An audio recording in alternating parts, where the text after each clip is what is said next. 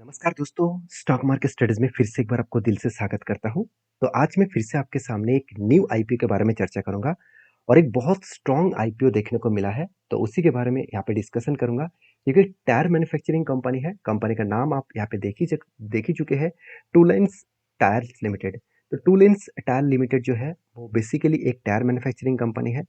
वो देखा जाए तो बाइक से लेकर देखा जाए तो हेवी जो एग्रीकल्चर गाड़ियाँ हैं, एग्रीकल्चर जितने सारे गाड़ियाँ हैं, साथ ही साथ ऑफ रोड जो गाड़ियाँ हैं, उस तरीके से कैटेगरीज में कंपनी टायर्स बनाता है। तो पूरा डिटेल्स में यहाँ पे डिस्कशन करूंगा, तो वीडियो को पूरा लास्ट तक देखिएगा। और फर्स्ट टाइम चैनल को विजिट किया है तो जरूर चैनल को सब्सक्राइब करिए इस तरीके से अपडेट पाने के लिए। और मेरे ओपिनियन लास्ट में आपको बताऊंगा कि मैं इस कंपनी के ऊपर अप्लाई किस लेवल में करूंगा, मतलब कौन सा दिन में और क्या सही में मैं अप्लाई करने वाला हूँ। तो सब कुछ इस वीडियो के अंदर आपको डिस्कशन मिलेगा। तो सबसे पहले आपको ये देखना है कि टायर्स की कंपनी जो है वो काम क्या करता है, कौन सा प्रोडक्ट बनाता है। देखिए, 2 एंड 3 व्हीलर्स के ऊपर भी कंपनी खुद के टायर्स को मैन्युफैक्चरिंग करते हैं। आप यहाँ पे देख सकते हैं, जहाँ पे मोटरसाइकिल हो गया, स्कूटर हो गया एंड 3 व्हीलर्स हो गया, हर कैटेगरीज के जो टायर्स है वो कंपनी बनाते हैं। आप यहाँ पे क्लिक करके देख सकते हैं, बहुत सारे अलग अलग कैटेगरीज के टायर्स कंपनी बनाते हैं। और देखिए, दूसरी जो पॉइंट्स है वो भी मुझे स्ट्रांग लगा, क्योंकि लाइट कमर्शियल व्हीकल्स के लिए भी कंपनी टायर्स बनाते हैं। जहाँ पे एक एक लंबा सा साइज लिस्ट आपको मिल जाएगा, तो यहाँ पे अलग अलग प्रोडक्ट जो है वो भी लिस्ट मिल जाएगा। तो इसके भी टायर्स कंपनी बनाते हैं। तो सीधा सीधा कंपनी लाइट कमर्शियल टायर्स के ऊपर ज़्यादा से ज़्यादा काम करते हैं। तीसरा पॉइंट है एग्रीकल्चर के ऊपर, कंपनी एग्रीकल्चर के ऊपर बहुत ज़्यादा टायर्स बनाते हैं। आप देख सकते हैं, पूरा लंबा लिस्ट आपको मिल जाएगा एग्रीकल्चर टायर्स इंडस्ट्रीज में। तो इस तरीके से एग्रीकल्चर के जो जितने सारे गाड़ियाँ चलते हैं, जितने सारे ट्रैक्टर्स वगैरह हो गया, साथ ही साथ देखा जाए तो ऑफ रोड जो गाड़ियाँ हो गया, तो उसके लिए भी कंपनी टायर्स बनाते हैं। साथ ही साथ कंपनी टायर्स का जो मतलब रबर है, उस रबर को भी कंपनी बेचते हैं, मतलब रबर को भी कंपनी बेचते हैं दूसरे कंपनीज को। तो यहाँ पे आप व्हीकल टाइप भी देख सकते हैं, जैसे बस के लिए, ट्रक के लिए, ऑफ रोड गाड़ियों के लिए, पैसेंजर गाड़ियों के लिए भी कंपनी टायर्स को बेचते हैं।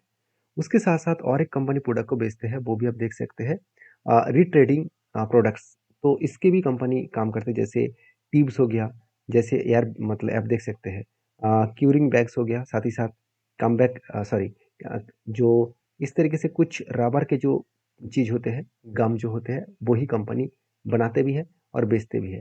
साथ ही साथ कंपनी देखिए इस तरीके से कुछ ट्यूब्स भी हो गया, कुछ रोप जो रबर से है वो भी कंपनी बनाते हैं। साथ ही साथ जो मतलब फ्लेप्स होते हैं वो भी कंपनी बनाते हैं। साथ ही साथ और एक कंपनी जो मतलब टायर्स को जोड़ने के लिए जो ग्लू मतलब गम्स होते हैं, जो सॉल्यूशंस होते हैं, वो भी कंपनी बेचते हैं। तो कंपनी के जो प्रोडक्ट है बहुत स्ट्रांग है, और इस प्रोडक्ट का डिमांड मुझे लगता है हमेशा रहेगा। क्योंकि देखिए, गाड़ी आप कोई भी खरीदारी कर लीजिए, चाहे वो पेट्रोल का हो, चाहे वो डीजल का हो, चाहे वो हाइड्रोजन का हो, चाहे वो सीएनजी का हो, चाहे वो ईवीज का हो, तो हर कैटेगरीज गाड़ियों में टायर्स का तो जरूरत पड़ेगा ही। विदाउट टायर्स कोई भी गाड़ी चलेगा नहीं। तो टायर्स इन मैन्युफैक्चरिंग इंडस्ट्रीज को बहुत ज़्यादा बूस्ट मिलने वाला है। अभी चलो इस कंपनी के बाकी डिटेल्स भी देख लेते हैं कि कितना स्ट्रेंथ है इस कंपनी के ऊपर। तो उसके बाद आपको पता चलेगा कि इस कंपनी के ऊपर क्या करना है। देखिए, कंपनी इनकरप्टेड हो चुके हैं, आप देख सकते हैं 2003 में।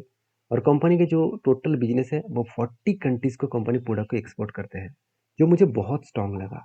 साथ ही साथ कंपनी ये भी बता रहा है कि कंपनी मिडिल ईस्ट कंट्रीज में, ईस्ट अफ्रीका में, साथ ही साथ जॉर्डन, केनिया एंड इजिप्ट, इस तरीके से कंट्रीज को ज़्यादा प्रोडक्ट बेचते हैं। इसको छोड़कर भी कंपनी टोटल 40 कंट्रीज को टोटल प्रोडक्ट को सेल अप करते हैं। और कंपनी की खासियत पॉइंट यही है कि टायर मैन्युफैक्चरिंग इंडस्ट्रीज में tyre manufacturing and trade rubber manufacturing, इस दोनों के डेटा के हिसाब से बात करूं, तो tyre manufacturing and trade rubber manufacturing में दोनों में ही कंपनी काम करते हैं। तो कंपनी की जो बिजनेस है, उस बिजनेस के हिसाब से commercial vehicles, light commercial vehicles, of road गाड़ियाँ, एग्रीकल्चर, 2 व्हीलर्स, 3 व्हीलर्स, साथ ही साथ टायर्स, ट्यूब्स, मतलब इस तरीके से प्रोडक्ट्स के ऊपर कंपनी काम करते हैं। तो कंपनी के जो प्रोडक्ट है वो तो डिटेल्स पता चल गया। अभी कंपनी के देखिए बताया जा रहा है कि 31 मार्च के डेटा के हिसाब से कंपनी ऑपरेट कर रहे हैं 8 डिपोट्स एंड टोटल 3737 डीलर्स। अभी कंपनी के ऊपर टोटल जो देखा जाए तो ओवरऑल कंपनी अभी जो काम कर रहा है वो देखिए, कंपनी बता रही था company operate 3 manufacturing factories with 2 locations. और वो भी देखिए अलग अलग जगह पे, केरला में और साथ ही साथ कनाडा में। तो इस तरीके से 2 लोकेशंस में कंपनी काम कर रहा है, और वो भी एआई मतलब हमारा जो इंडस्ट्रियल जोन है उसके ऊपर भी कंपनी काम कर रहा है। साथ ही साथ यूएई, यूनाइटेड अरब एमिरेट्स की जगह पे भी कंपनी काम कर रहा है। तो कंपनी का बिजनेस जो है मुझे बहुत स्ट्रांग देखने को मिला है और इसके बेसिस में कंपनी आगे बढ़ रहा है। अभी चलो कंपनी का फाइनेंशियल डिटेल्स देख लेते हैं कितना स्ट्रांग है। सिर्फ कंपनी के नाम के और बिजनेस के हिसाब से तो नहीं चलेगा, फाइनेंशियल डिटेल्स कितना स्ट्रांग है वो देखना जरूरी है। उसके बारे में बात करें तो कंपनी का सबसे पहले आपको रेवेन्यूज देखना होगा। देखिए रेवेन्यूज का डेटा दिखा दो तो 2022 में कंपनी 113 करोड़ था, 2023 में 118 करोड़ बने। अभी 2024 के अभी फाइनेंशियल ईयर खत्म नहीं हुआ, फिर भी देखिए 227 करोड़ के आसपास रेवेन्यू जनरेट किया। अच्छा खासा रेवेन्यूज का ग्रोथ हुआ। उसी तरीके से कंपनी के एक्सपेंस भी बहुत तेजी से ग्रोथ हुआ। 113 करोड़, 112 करोड़, 100 मतलब 195 करोड़ के आसपास। तो मुझे जो नेट प्रॉफिट देखने को मिला, जो 2022 में से 63 करोड़ का प्रॉफिट हुआ था, 2023 में उसको बढ़ाकर 5 करोड़ के आसपास लेके गए और 2024 में सारे हद पार कर दिए, 26 करोड़ तक लेके गया। मतलब 5 टाइम्स का ग्रोथ किया लास्ट 1 ईयर में। तो इतने बड़ा स्ट्रॉन्ग कंपनी यहाँ पे बन चुके हैं। तो मार्जिन भी अच्छा खासा ग्रोथ हुआ, 0.6 से लेकर 11.45 पर रुपीज़ के आसपास देखने को मिला। तो मुझे लगता है बहुत स्ट्रांगली यहाँ पे कंपनी का ग्रोथ हुआ है। अभी कंपनी के ऊपर बाकी पॉइंट्स भी देख लेते हैं, जैसे कंपनी की अर्निंग पर शेयर। देखिए एक टाइम कंपनी का अर्निंग पर शेयर ना के बराबर था, आज अर्निंग पर शेयर थोड़ा सा बढ़ चुके हैं। तो कंपनी की पी रेशियो भी देखा जाए तो 22 से 23 के अंदर है, मतलब ठीक ठाक ही है, वैल्यूएशन ठीक ठाक है। मैं फिर भी दिखाऊंगा कि इसका कंपेटिटर जितने सारे कंपनीज है तो उस कंपनी में पी रेशियो कितना है और इसका पी रेशियो में कितना डिफरेंस है, क्योंकि इंडस्ट्रीज पी रेशियो भी देखना बहुत जरूरी है। अभी देखिए कंपनी के जो R O C and R है, दोनों ही बेस्ट देखने को मिलेगा। डेप पहले बहुत ज़्यादा था, 4.5% का डेप था 2022 में। 2023 में 2.42 करोड़ डेप्थ ऑफ इक्विटी 2.42% लेके आए और 2024 में जो डेप्थ है वो 0.78% के आसपास लेके आए। मतलब जो डेप्थ है वो बहुत हद तक कम किया है। तो कंपनी का पर्सपेक्टिव क्या है इस आईपीओ ले आने के लिए, वो सबसे पहले देखना बहुत जरूरी है। देखिए अगर उस पॉइंट को देखूं तो देखिए ऑब्जेक्ट ऑफ द इशू, मतलब किस कारण की वजह से आईपीओ लेके आ रहा है, उसको देखा जाए तो देखिए रीपेमेंट एंड प्रीपेमेंट। मतलब कंपनी के कुछ कस्टमर से पहले से ही मतलब रॉ मटेरियल्स खरीदारी कर चुके हैं, जिसके लिए उसको पेमेंट करना है, तो उसको कहा जाता है रीपेमेंट। और प्रीपेमेंट मतलब पहले से ही किसी के पास उधारी लेना है तो उसके लिए उसको पहले पेमेंट करना पड़ेगा। तो दोनों प्रोडक्ट को फुलफिल करने के लिए, मतलब रीपेमेंट और प्रीपेमेंट करने के लिए कंपनी फंडिंग उठा रहा है मार्केट से। और दूसरा काम ये भी बता रहे हैं कि देखिए कुछ लॉन्ग टर्म वर्किंग कैपिटल का रिक्वायरमेंट है, मतलब लॉन्ग जर्नी के लिए कंपनी कुछ बिजनेस को करने के लिए कुछ कैपिटल्स का रिक्वायरमेंट है, उसके लिए भी फंडिंग उठा रहा है। और ये भी बताया जा रहा है कि देखिए investment in the Holi owner subsidiaries, मतलब कंपनी के खुद की जो सब्सिडरीज है, और वो भी देखिए टूलेन राबर प्राइवेट लिमिटेड। तो कंपनी का एक सब्सिडरीज कंपनी है जिसका नाम है टूलेन राबर प्राइवेट लिमिटेड। तो उसके ऊपर भी कंपनी इन्वेस्ट करने जा रहा है, जो मेनली इस इशू का मेनली कारण है। तो देखिए कंपनी खुद के बिजनेस तो बढ़ा रहा है, साथ ही साथ खुद के जो देखा जाए तो उन मतलब सब्सिडरीज कंपनी है उसके ऊपर भी फंडिंग देने वाले हैं और उस बिजनेस को भी बड़ा करने का कोशिश कर रहा है, क्योंकि वो बेसिकली इसी रिलेटेड है। अगर वो दूसरे अलग प्रोडक्ट के ऊपर होता तो मैं इस कंपनी को अवॉइड कर देता। तो वो क्या है, रबर प्रोडक्ट है, मतलब टायर बनाने के लिए तो रबर का ही तो जरूरत है। तो रबर का मैन्युफैक्चरिंग बढ़ाने के लिए उस कंपनी के ऊपर फंडिंग इशू कर रहा है। साथ ही साथ ये भी बताया जा रहा है कि देखिए कंपनी खुद के जो बोरिंग्स है, बाकी जो कर्जा है उसको कम करने के लिए भी कंपनी फंडिंग इशू कर रहा है। तो पॉइंट ऑफ व्यू से बात करें तो जो ऑब्जेक्ट ऑफ इशू है वो बहुत स्ट्रांग है और इसी कारण की वजह से मुझे लगता है कंपनी के ऊपर अच्छा खासा ग्रोथ होने वाले हैं और अच्छा खासा लिस्टिंग इन भी देखने को मिलने का चांसेस है। अभी चलो देख लेते हैं कंपनी के बाकी कंपनी से कंपेयर करूँ तो कितना ग्रोथ है। जैसे देखिए टूलेंस टायर्स लिमिटेड के साथ अगर बाकी बात करूं, और भी बहुत सारे कंपनीज है, तो इस सारे कंपनीज के साथ अगर कंपेयर करूं तो अर्निंग पर शेयर, कंपनी का अर्निंग पर शेयर थोड़ा सा मतलब वीक लगा बाकी शेयर के, बाकी कंपनी से कंपेयर करूं तो जो कंपनी की वैल्यूएशन है वो मुझे सस्ता लगा, क्योंकि वैल्यूएशन जो है वो 24 से 26 के आसपास है और बाकी कंपनीज का वैल्यूएशन थोड़ा सा हाइक लगा। तो कोई बात नहीं, कंपनी का वैल्यूएशन ठीक ठाक है और कंपनी के बाकी पॉइंट्स भी ठीक ठाक है। अभी चलो कंपनी के जो मेन इशू प्राइस है, कौन सा प्राइस में लिस्टिंग होगा, वो सबसे पहले देख लेते हैं।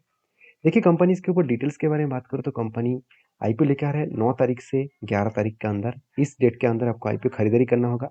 5 के फेस वैल्यू के हिसाब से कंपनी टोटल 215 से लेकर 226 तक रेंज रखे हैं इस आईपीओ के ऊपर।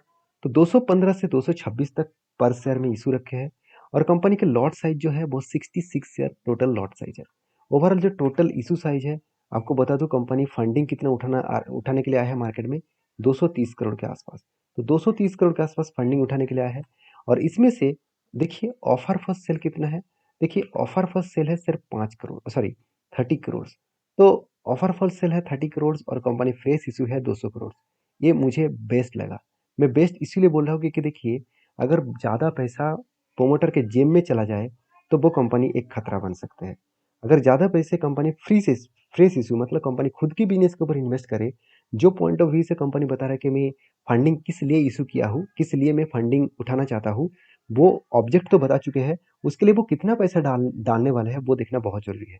तो ओवरऑल 200 करोड़ पैसा वो डालेंगे खुद के बिजनेस के ऊपर और 30 करोड़ कंपनी के प्रोमोटर के जेब में जाएगा। तो इसलिए मैं इस कंपनी को बेस्ट कहूंगा क्योंकि इस पॉइंट ऑफ व्यू से मुझे बेस्ट लगा। बाकी देखिए कंपनी का आईपीओ डेट है 9 तारीख स्टार्ट, 11 तारीख आईपीओ का लास्ट डेट रहेगा। और अलॉटमेंट जो रहेगा वो करीबन 12 तारीख को। तो 12 तारीख को अलॉटमेंट के बाद आपको अगर आईपीओ मिले तो आपको 13 तारीख को पता चल जाएगा। तो 13 तारीख आपका डीमैट अकाउंट में शेयर ट्रांसफर किया जाएगा। अगर आईपीओ नहीं मिला तो आपका फंड वापस किया जाएगा 13 तारीख को, आपके बैंक अकाउंट में डायरेक्टली हिट हो जाएगा। तो आईपीओ का जो लिस्टिंग डेट है वो 16 तारीख का है। तो एक लॉट खरीदारी करने के लिए आपको टोटल 66 शेयर खरीदारी करना होगा। कुल मिलाकर करीबन 15,000 के आसपास देना होगा। तो अभी कंपनी के ग्रे मार्केट प्रीमियम देख लेते हैं कि ग्रे मार्केट प्रीमियम ठीक ठाक चल रहा है। तो उसको देखने के लिए कंपनी के ऊपर सबसे पहले इस ग्रे मार्केट प्रीमियम के ऊपर आपको क्लिक करना है। तो ये पूरा डिटेल्स मैं आपको चित्तरगढ़.com साइट के ऊपर लेके जाकर सब कुछ दिखा रहा हूँ। आप जाकर इस साइट में विजिट करके भी देख सकते हैं। तो जो टोटल ग्रे मार्केट प्रीमियम देखने को मिला, देखिए पहले से ही ग्रे मार्केट प्रीमियम 11% के आसपास देखने को मिला है। मतलब अभी तो सिर्फ शुरुआत है, मुझे लगता है ग्रे मार्केट प्रीमियम और भी बढ़ने का चांसेस है। बाकी मेरे पॉइंट ऑफ व्यू से बात करूँ तो मैं इस कंपनी के ऊपर पॉजिटिवली मुझे कुछ पॉइंट्स देखने को मिला जिसके कारण ऑब्वियसली मैं इसके ऊपर अप्लाई करूंगा। तो आपकी क्या राय है जरूर मुझे कमेंट्स करना। वीडियो अच्छा लगे तो प्लीज़ लाइक करना और चैनल को भी सब्सक्राइब भी करना। तो इस वीडियो को टोटली एजुकेशन पर्पस में आपके साथ शेयर किया हूँ, कोई भी बाय एंड सेल का रिकमेंडेशन नहीं है। तो प्लीज़ एक बार काम करने से पहले डीपली रिसर्च करके काम करना। मिलते हैं नेक्स्ट वीडियो में, तब तक के लिए धन्यवाद।